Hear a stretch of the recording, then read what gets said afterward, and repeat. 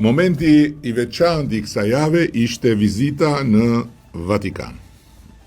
Dhe ndryshe nga vizitat e mëparshme, kjo vizitë kishte brenda saj edhe një veçori tjetër të paharrueshme, ndalesën në Bazilikën e Zojës së Këshillit të Mirë, Regina di Albania, aty ku ruhet shëmbëtyra e Shënmërisë, shkëputur nga muri i kishës së vjetër të Shkodrës në vitin 1467. Asnjë kryetar shteti apo qeveria shqiptare nuk e kishte shkelur pragun e kësaj bazilike, kjo edhe për turpin tim që këtë ndalesë e kuptova si shumë të rëndësishme vetëm së fundmi. Bazilika ka dhe një specifik tjetër. Ajo është një destinacion i rëndësishëm nën kujdesjen e urdhrit Agustinian, që është dhe urdhri i Papa Luanit të 14 apo Leonit të 14. Nëse të mëparshmit i thoshim Gjon Pali i dytë, këti du të themi Luani i 14. Papa Luani 14, apo Leoni 14, ndalesën e parë, apo gjën e parë që bëri pasi u zgjodh dhe pasi doli tymi i bardhë mbi Selinë e Shenjtë, ishte pikërisht vizita në Bazilikën e Zojës së Këshillit të Mirë dhe lutja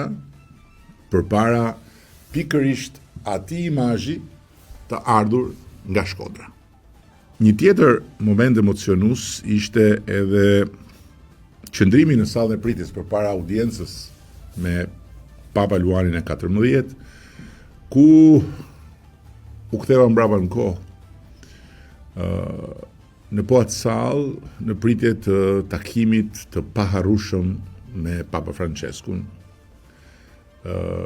pasi ai ishte zgjedhur pap dhe pasi unë isha zgjedhur kryeministër, dhe prej ku u krijua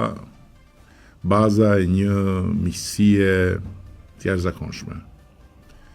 një miqësie e cila është një ndër gjërat më të bukura të jetës time. E për këtë arsye edhe homazhi në varin e thjesht, po shumë të bukur të Papa Franceskut, i cili u bë dhe një mik i madh i Shqipërisë, i cili e mbajti gjithmonë vendin tonë në lutjet e tij, duke përcjellë mesazhe të vazhdueshme, dashurie, afërsie, respekti, mirësie për popullin shqiptar, ishte absolutisht prekës. Nga ana tjetër, patjetër që ishte me një peshë të veçantë, siç mund të kuptohet, edhe prezantimi me Papa Luanin e 14, një karakter, një natyrë krejt të ndryshme nga Papa Franceskut, por një njeri me një dritë dhe me një mirësi të thellë, me cilin sigurisht që folëm për Shqipërinë, folëm për rajonin, folëm për botën, dhe të cilin e ftova që të jeti pranishëm në festën e madhe të Komunitetit Katolik, pikërisht për 130 vjetorin e shpalljes së Zojës Këshillit të Mirë nga Papa Luani 13, mbrojtësia e Shqipërisë, Regina di Albania. Nuk e di a do të jetë e mundur, por gjithsesi ftesa u bë dhe Papa u shpreh shumë i interesuar. Në ndërkohë që edhe takimi me sekretarin e shtetit, kardinalin Parolin, ishte pjesë e vizitës, kënaqësi e veçantë, një njeri i rrallë, një personalitet i madh, një njohës i jashtëzakonshëm i punëve të botës, dhe po ashtu një dashamirës i jashtëzakonshëm i Shqipërisë.